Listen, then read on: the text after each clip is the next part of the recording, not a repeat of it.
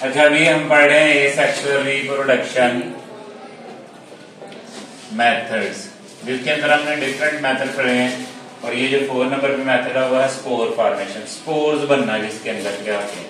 अब इसकी 2 एग्जांपल है, एक फंगस के अंदर और एक बैक्टीरिया के अंदर। आप जो ये जो फंगस है, ठीक है, फंजाई जिसे कहते हैं, इसके अंदर क्या से रिप्रोडक्शन, ये एक बॉडी बनती है जिसको हम क्या बोलते हैं, स्पोरेंजिया। ये जो स्पोरेंजिया है ये कब बनती है, जब ये रिप्रोडक्टिव एज को पहुंच जाती है, ठीक है। और इसके ऊपर थिक वॉल्ड बन जाती है, स्पोर सैक्स की एक थैली बन जाती है, इसको बोलते हैं स्पोरेंजिया। एक को दूसरे बोलते हैं स्पोरेंजियम, ठीक है।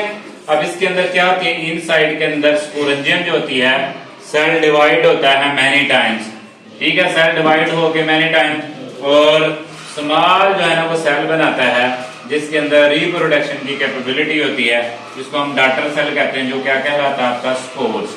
ये स्पोर ही वो सेल है जो क्या करता है जी, आपका आगे न्यू रिप्रोडक्शन करता है। इसके ऊपर सिस्ट, ये जो एक सख्त दीवार बन जाती है जब इसकी कंडीशन अनफेवरेबल होती है, ये इसको कवर्ड करती है थिक वॉल्ड, जो इसको सर्वाइव करती है किस कंडीशन के अंदर, नासाजगार के हालात के अंदर, ठीक है।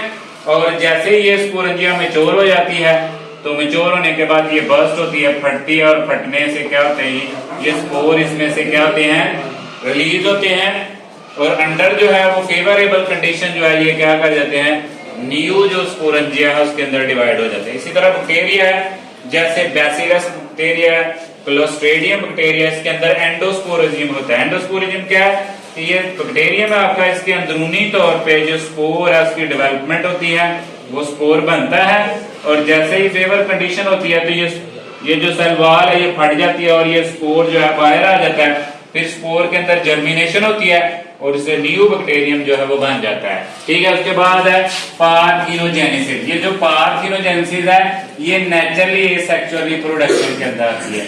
इसके अंदर क्या होता है कि जो अनफर्टिलाइज्ड एग हैं वो डेवलप हो जाते हैं कोई न्यू ऑफस्प्रिंग के अंदर। विदाउट फर्टिलाइजेशन जो होती है उसको हम बोलते हैं पार्थिनोजेनेसिस।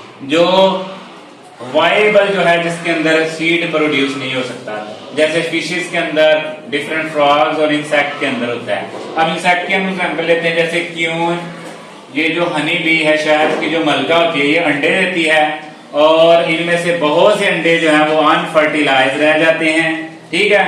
जो अनफर्टिलाइज हैं वो हैप्लॉइड्स मेल के अंदर जो है ना वो डेवलप हो जाते हैं, उनको हम ड्रोन्स बोलते हैं, ठीक है। इसके अलावा बाकी जो एग्स हैं वो डेवलप हो गए, न्यू क्वीन बना देते हैं और वर्कर बी बना देते हैं। That's also very important, parthenogenesis that's developed in many fruits. और बहुत से फ्रूट जो है ना, जैसे पाइनएप्पल वगैरह, उनके अंदर भी, बनाना वगैरह, उनके अंदर भी पार्थिनोजेनेसिस होती है, जिसे पार्थिनोकार्पी बोलते हैं, ठीक है जी। ओके।